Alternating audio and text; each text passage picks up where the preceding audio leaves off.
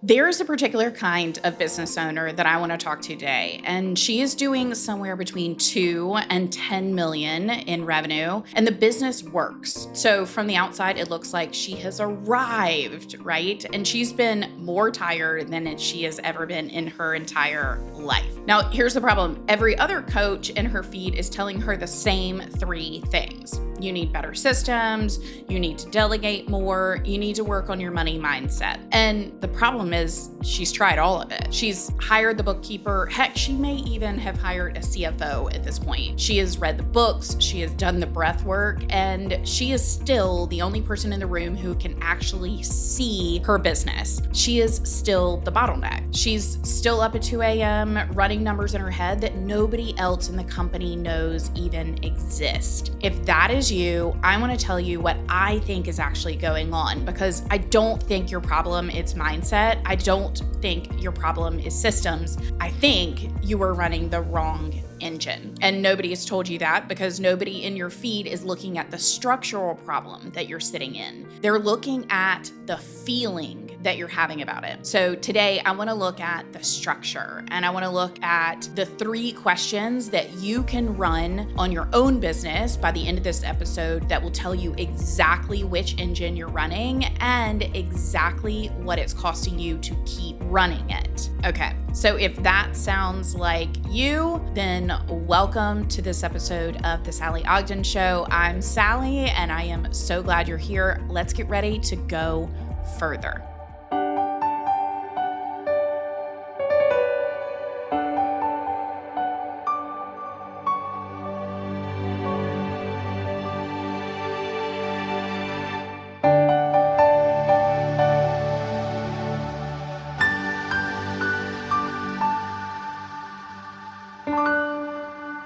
Okay, every business is being run by one of 3 versions of its founder. Most founders never realize that they've been running on the same engine during the entire existence of their business. And most ceilings aren't revenue ceilings, they're operating system ceilings. See, here's what happens. The version of you that built the first dollar through the first million, she did everything because she had to. Her instincts were the operating manual for her business, and her energy was the supply chain. Her relationships were the marketing department. Her availability was the product. The business was small enough to be held inside one person's head, and that person was her, or you, technically. And that worked beautifully. Every win that you confirmed was your way and you created. You got rewarded over and over for being the smartest person in every room, the fastest decision maker, the one who could see 5 moves ahead. And it really benefited you at the time, but maybe it doesn't now. If you are a founding self, right? If you were operating as that founding self within your business, then your business is currently an extension of your own nervous system. If you have a good week, then the company has a good week. If you have the flu, then the company has the flu. That isn't a flaw. It really isn't that you have broken anything or done anything wrong at all. At this stage, it's the design of the business. Now, I had the same kind of founding era myself. I had a 300-person sales team, and I was leading that particular sales team. The only problem was the only way to get that entire team motivated was with me. If I was sitting in my chair helping to lead the team every single day, day in, day out. If I was exhausted, then the team kind of fell flat. If I had all of the energy, then the team kind of soared. So everything felt like it was falling on my shoulders because I didn't have any kind of operational support behind me to ensure that the business ran on its own, even though I wasn't in the chair working at that given moment. I repeated the exact same thing when I established my coaching business. At one point, I had 10 employees, and I had, 5 or 6 additional coaches that were working with me, and they were all operating on my systems, my frameworks that I created and had tremendous success with my clients, and they were using those exact frameworks with their clients as well. All sounded great. The only problem was everyone was turning to me to get answers. And I felt like, gosh, I have never worked harder, and I have never had more people coming to me needing me than I do right now. And yes, I have kids and I am used to having them come to me, but this was a whole new level of neediness. And there were times in the day where I felt like I just wanted to hide. I wanted to no longer have to answer people's questions. I wanted to put my cell phone away, and I wanted not to be the bottleneck, but I didn't know what to do about that. I had no idea how to get out of this land where everything that the business encompassed and every plan that I had for the business moving forward lived within my own head and my own vision. I was the only one that knew 5 steps ahead. I was the only one that knew all of the financials and the numbers and the revenue and the operating system of how we were going to get to the next level. And boy, was that exhausting. I'll never forget actually coming to the person that supported me the most in the day to day and coming to her and saying, gosh, I wish the business were smaller. I wish it were just you and I within this business. And she said to me, I'll never forget, I don't know if anyone has told you, but this is your business. And you can make it any size that you want at any time that you want. And at that point in time, I actually decided to dramatically reduce the size of my business. So I took it back down to 3 employees, and that made the business a manageable size. But now when I look back on that, that was a poor decision on my part, right? I was living in my founding self, but trying to operate a business that was doing 7 figures. I was operating in this version of myself that was necessary and that worked when the business was doing 0 to even 500,000, heck, even all the way up to its first million. But past that mark, with that number of employees and with that type of 7-figure revenue, it needed a different version of me. And I needed to change how I was operating the business, which meant I needed a different type of self operating, right? Thinking through decisions in a totally different way. I needed to come to the realization that the business needed more structure, and I could not be the bottleneck to the business every single day. So if I had to go back and look back on my decision making, then I would have made radically different decisions had I known this information that I am sharing with you today. So I hope it will be as profoundly transformational for you as it has been for me to realize, gosh, there was a version of me operating within that business that I had outgrown, and frankly, the business had outgrown, but I had not created the structural change that I needed in order for the business to be able to thrive and continue to grow into the multi-million-dollar marks. So what other versions of ourselves exist? Well, there's not just the founding self. There is a second version of us that I see many, many 7-figure earners hitting, and that's what I call the plateau self. And this is where most of the women I work with now are sitting, right? Somewhere between $1.5 and $5 million in revenue. And the business outgrew the container that built it. Like we were talking about, the same instincts that scaled it from 0 are now creating this bottleneck. Every decision routes through her. Every fire still gets put out by her. Every client still expects her, and the business is bigger, but she is the same size she always was, just inside something much, much larger. And at this point, she is not failing, right? She is running the founding self engine in a vehicle that needs the scaled self engine, that final version of ourselves that is capable of running this multi-million-dollar business. The engine is fine. It is just the wrong engine for this particular vehicle. And because the engine she's running is the same one that built the thing, asking her to change it feels like asking her to give up the thing that made her initially successful in the first place. So it's scary. And so you don't, right? She just works harder. She gets up earlier. She makes more lists. She tries another planner. She tries another mindset coach. And the ceiling does not move because the ceiling was never ever about how hard she was working. So if you were sitting in that, say, somewhere between $2 and $10 million business, and you feel like you were working harder than you did at 500,000 to make less of a difference, that is not a sign that you're broken. It is not a sign that you need to give up the business that you have now, like I did, and make that critical mistake. This is a sign that you are doing exactly what got you here. And what got you here is the thing that is keeping you here now. Think about that. The thing that is keeping you here now is doing it the way that you have always done it. It is keeping you at that particular plateau. So had I stayed the course, right, and continued to operate that founding self engine inside this plateau that I had reached where I had maxed myself out in terms of effort and energy, and I did not know where to go from there. Hence, the idea was we're not growing. We're not getting any bigger. It feels like I'm just working harder. And I don't know what to change at this point. So let's change the size of the business. Let's scale back. Let's scale down.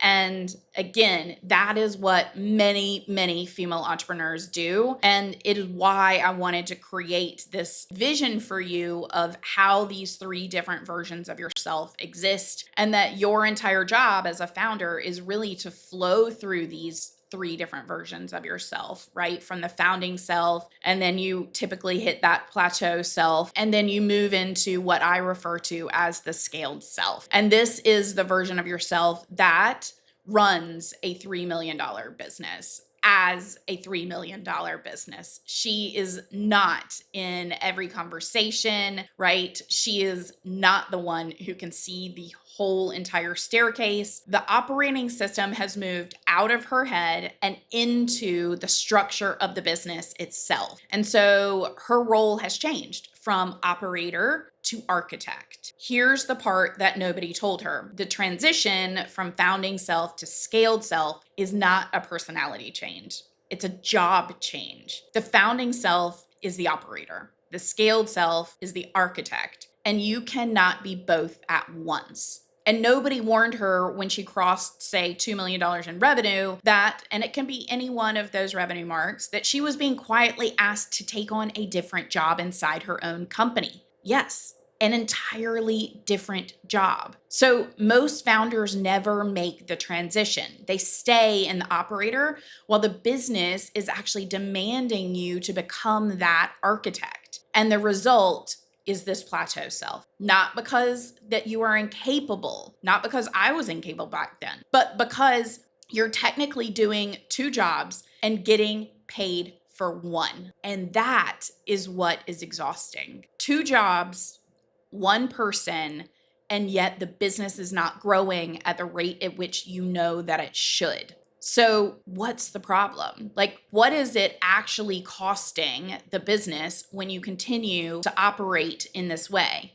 See, when you run a founding self operating system inside a plateau self business, three things happen every single quarter predictably. The first is that margin compresses without anyone noticing. The founding self says yes to the wrong clients, the wrong projects, the wrong custom requests, because saying yes is how she built this business originally. Each individual yes feels reasonable at the time, but the compounding effect is a margin that quietly drops 2, 3, 4 points a year. And by the time anyone notices, the business is doing more revenue and now keeping less of it. Is there anything more frustrating? Now, the second is that the founder herself becomes the cap on growth. And this was exactly what I experienced. Every new client, every new hire, every new initiative still needs you to bless it. And you can't take a real vacation.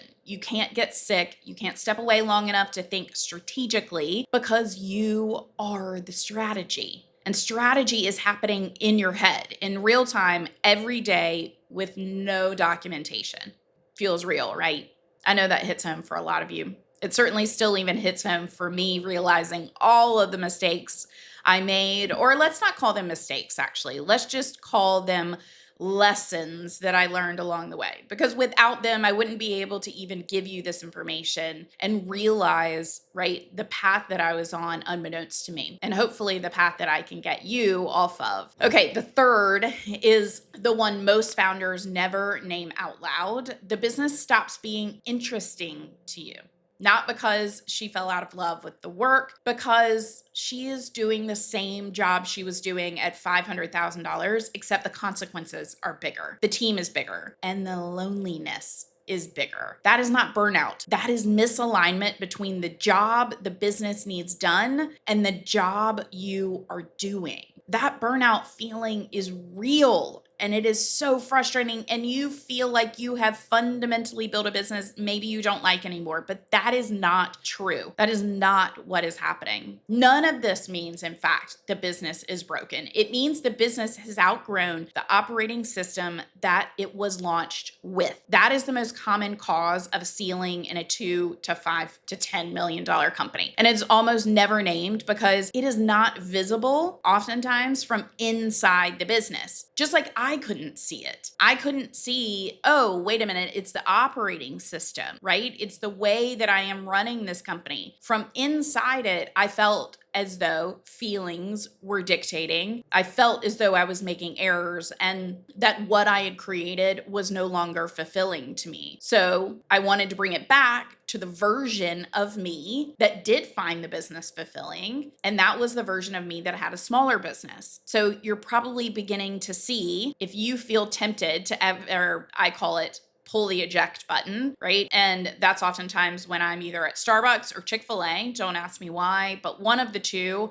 And I see someone who is working behind the counter, who is extremely happy and loving what they're doing. And I am in this burnout phase, or I was, and I'm looking at them thinking, maybe this is what I should do with my life. Maybe this will be easier and it will feel more fulfilling. And this is where I should be instead of building this big multi-million-dollar business because I am not enjoying it. And at the end of the day, it was because I was serving in two jobs, that operator still, and trying to be some version of an architect, but not doing either one well. And so therefore, it was making me feel like this particular failure. And no one wants to sit in that place of plateau and feelings of failure very long. You probably won't stay there that long yourself. And you will attempt to either go back to that founding self, or hopefully now you are going to realize there is an opportunity for you to step into the strategic and scaled self. Okay, now I want to give you 3 questions that you can ask yourself by the end of this conversation.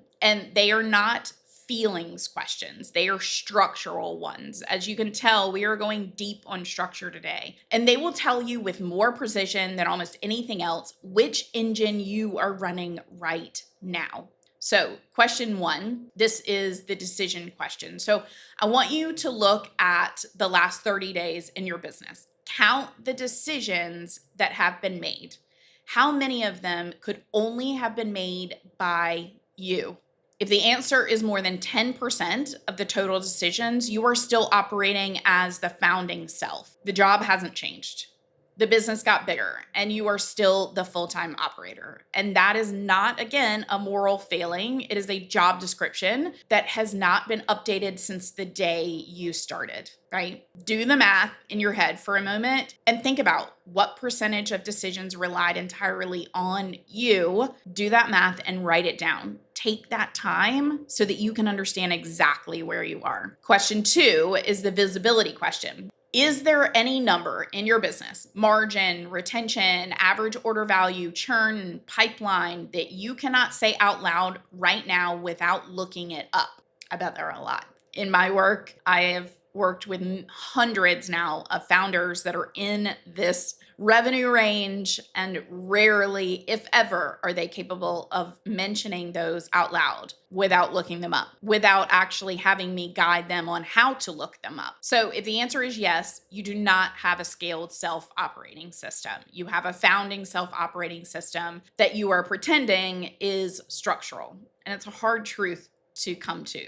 But the faster you face this truth, the faster you're going to get out of this plateau self. If the numbers are in your head or are in a spreadsheet that only you open, or they are in a tool that only you understand, that isn't a structure. That is you doing the structure's job. You would be amazed at how often I sit down with founders doing $4 million a year. And this is the first question I ask them, right? What was your gross margin last year? And most of the time, with a 5-second pause, they say, I'm not entirely sure, let me check. And that tells me everything that I need to know, that they are operating within this plateau self and that it is time for them to move into the scaled self. Question 3, the replacement question. If you had to take 6 weeks off starting tomorrow, what in your business would break? Make that list in your head, even for a second. That list, every single thing on it, is a job the founding self is still doing that the scaled self needs to have given away. Not delegated, but given away. Built a structure around so that it doesn't need the founder at all. Most founders, the first time they make this list, are shocked, right, at how long it is. The second time, they're surprised by how many of the items they didn't even know they were still holding. The size of that list, more than any revenue number, more than any growth rate, more than any team size, is the most honest measurement of which engine you are actually running within your business right now. So, what does your list look like? How long is it? If you ran those 3 questions while I was talking, or hopefully pause the video so that you could do your own and participate, you probably already know which engine you're running right now. And most of the women I have this conversation with land somewhere on the line between founding self and plateau self. And most of them have been there longer than they realized. Here is what I want you to hold from this episode. The ceiling you are sitting at is not a revenue problem. It's not a discipline problem. It is not a mindset problem. It is a structural one. The thing that got you to where you are is the exact thing that is now keeping you from where you ultimately want to go. And you can't see it from inside the business because you are the one that built it. So over the course of the next 6 episodes, we're going to walk through what it actually looks like to make this transition from founding self all the way to scaled self, not as theory, as mechanics. What changes, what you have to give up, what you have to build, and what most founders get wrong on the way through. Okay, so in episode 15 next week, we're going to talk about the very specific version of this, what I call $500,000 business running inside a $3 million one. If today's episode felt familiar to you and felt like, gosh, you're naming exactly what I've been experiencing, next week is going to feel like I have been inside your books personally. So I want you to make sure that you subscribe and get ready for the next episode. If you want the 1-page version of what we just walked through, the 3 engines, the 3 questions, and the diagnostic key that tells you exactly what to do with your answers, then send me the word engine on Instagram. My handle is at @the_brim, just the word engine, and I'll send you the diagnostic. You can run it on your own business this week. And if it tells you something that you weren't expecting, then the doc has the next step in it for you to take. So again, if you want to keep going on this thread between episodes, the work that I also send out every week is called Further. It is my weekly newsletter, and it generally has the link to all of the information about the current episode and the next episode coming, and obviously some other tips related to how to get further in your particular business. So I hope that you will subscribe. The link to subscribe to the Further newsletter is in the show notes. So go in there and grab that as well. Don't forget to comment the word engine to me on Instagram, and I will give you that 1-pager summary of everything that we talked about so that you can do the exercises that we talked about today. Okay, thanks for joining me. I am so excited to be able to take you further as we move through these next couple of episodes in the Sallie Ogden Show. Take care. Thank you so much for joining us for this episode of the Sallie Ogden Show. I will see you next time.